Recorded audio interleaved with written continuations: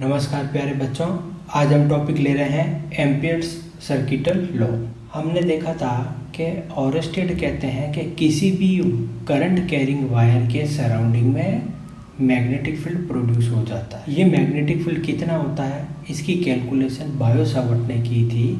ऐसे कैसे ampere circuital law से भी हम मैग्नेटिक फील्ड कैलकुलेट कर सकते हैं। एम्पियर सर्किटल लॉ को डिस्कस करने से पहले हम देखते हैं कि यहाँ एक कोई वायर है जिसे हम नाम दे देते हैं ए बी। इस ए बी वायर में जब हम करंट पास नहीं करते हैं तो इसके चारों मैग्नेटिक फील्ड प्रोड्यूस नहीं होगा। इसका पता करने के लिए जब हम इसके पास में बहुत सारे कंपास को रख देते हैं तो वो एक ही डायरेक्शन में आ जाती है, यानी कि जियोमेट्रिकल नॉर्थ साउथ डायरेक्शन में आ जाती है। जहाँ रेड नॉर्थ एंड को और ब्लैक है वो साउथ को इंडिकेट कर रही है, और सारी कंपास है वो एक ही डायरेक्शन में आ जाती है। इसका मतलब है इसमें मैग्नेटिक फील्ड प्रोड्यूस नहीं हुआ है। अब हम लेते हैं current carrying wire A B. इस करंट कैरिंग वायर में आई करंट पास करते हैं तो इस करंट कैरिंग वायर के सराउंडिंग मैग्नेटिक फील्ड प्रोड्यूस होता है। तब हम इसके पास में एक कंपास लेकर आते हैं तो उसमें डिफ्लेक्शन आ जाता है। जैसे ही हम कंपास को दूसरी ओर ले जाते हैं तो इसमें फिर डिफ्लेक्शन आता है।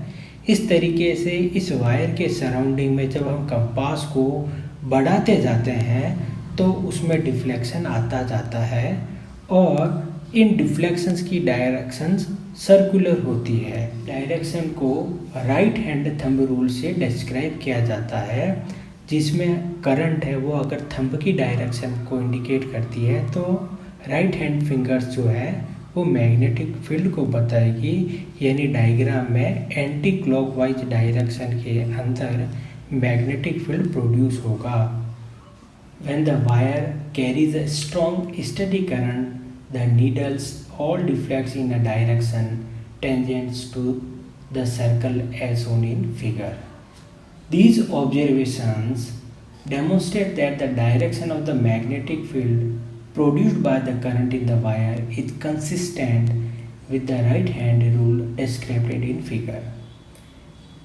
अगर हम मान लो करंट की डायरेक्शन को चेंज कर देते हैं तो मैग्नेटिक फील्ड की डायरेक्शन भी चेंज हो जाए। अगर हम वेरिएबल करंट ले लेते हैं तो मैग्नेटिक फील्ड है वो स्ट्रेंथ ऑफ करंट के डायरेक्टली प्रोपोर्शनल होता है।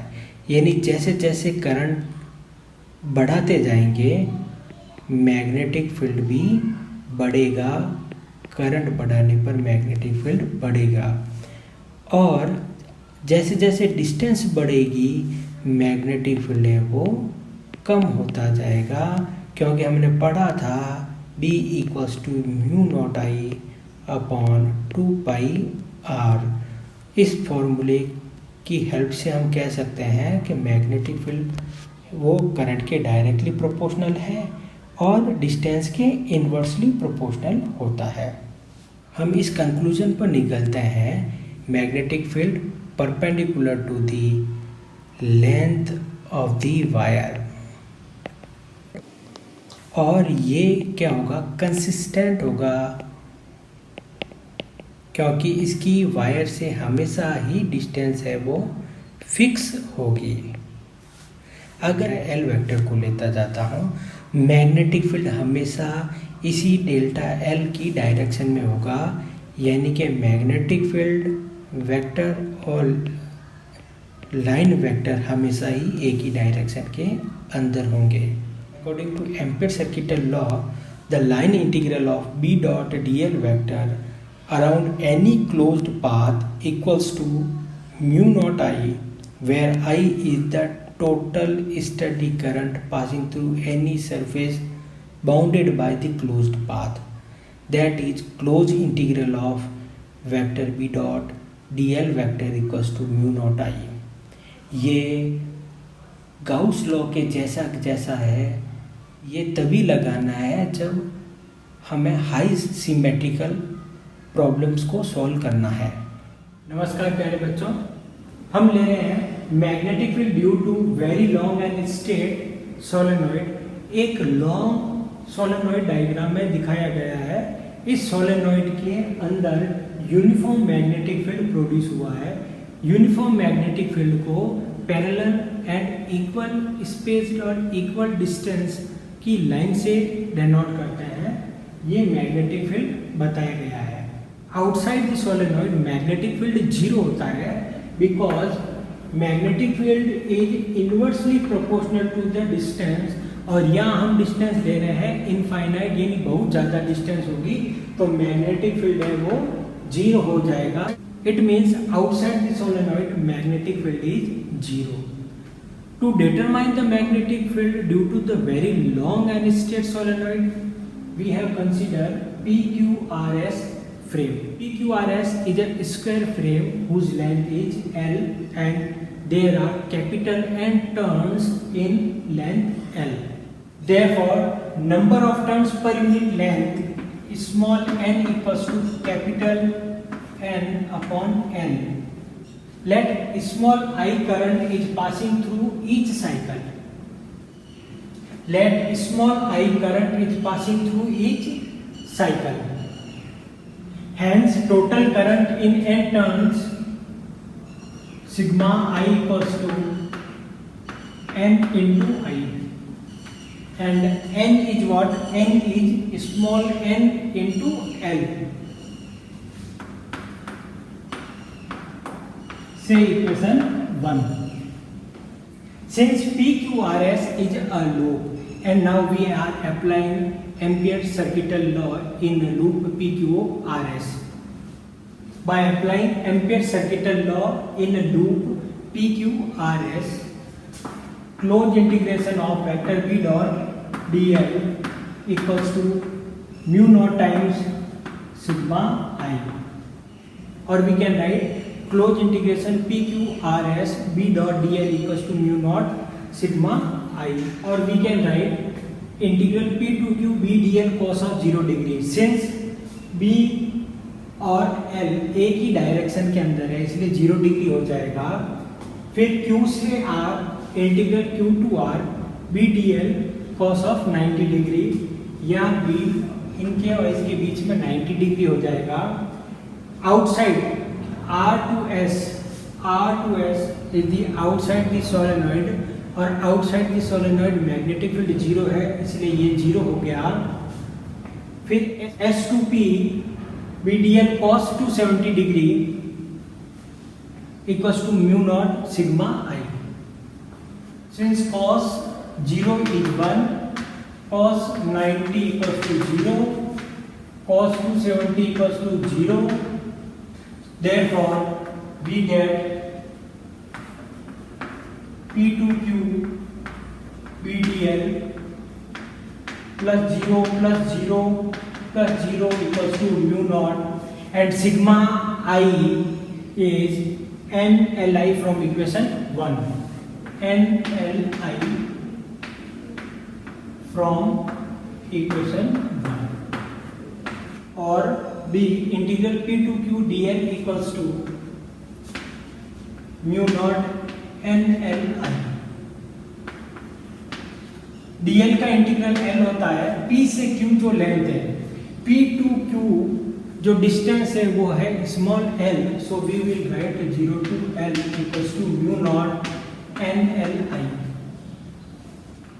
So B into L equals to mu naught NLI. L से L cancel, so we get B equals to mu naught NI. It is the magnetic field due to very long and straight solenoid. आज हम topic ले रहे हैं magnetic field due to torrid.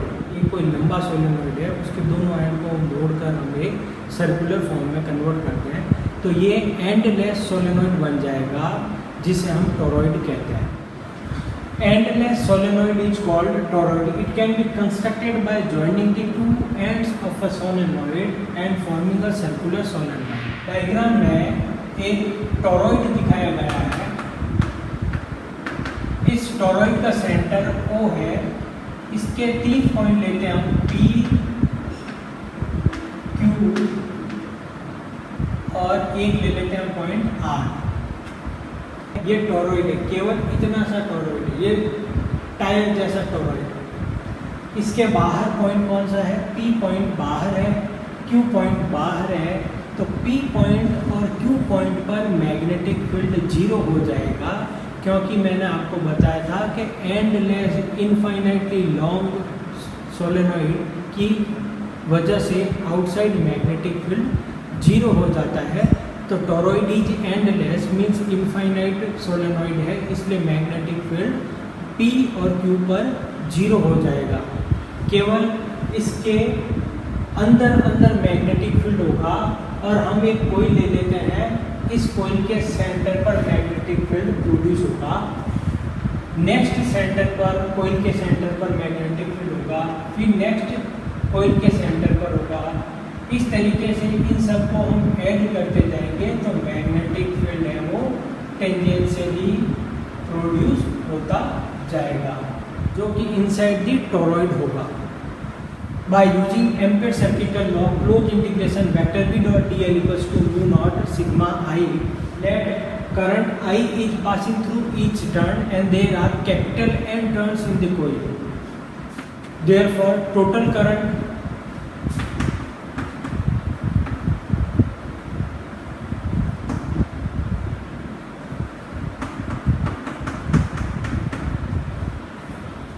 here number of turns per unit length is n equals to capital N upon 2 pi r, where 2 pi r is the total distance, that is the circumference of the toroid. From equation 1, closed integration B dl cos 0 degree. 0 degree means magnetic field and line element are in same direction, equals to mu naught capital N I, and cos 0 is 1, so we get closed integration B dl equals to mu naught n into I. Therefore, taking B out, it is uniform because the distance is constant. Small r is the radius, that is OR, which is constant. So closed integration 0 to 2 pi r dl equals to mu naught capital N I. dl का integral होता है L, हमने लिखा है 0 से 2 pi r, तो 2 pi r L की जगह रिप्लेस हो जाएगा, क्या जाएगा B into 2 pi r equals to mu naught N I। और इस B की वैल्यू हम कैलकुलेट करते हैं तो 2 pi r को इसमें डिवाइड कर देंगे, so we get mu naught capital N upon 2 pi r into I, where capital N upon 2 pi r is small n number of turns per unit length, so we get mu naught Ni. Result is magnetic field due to toroid is mu naught small n into I.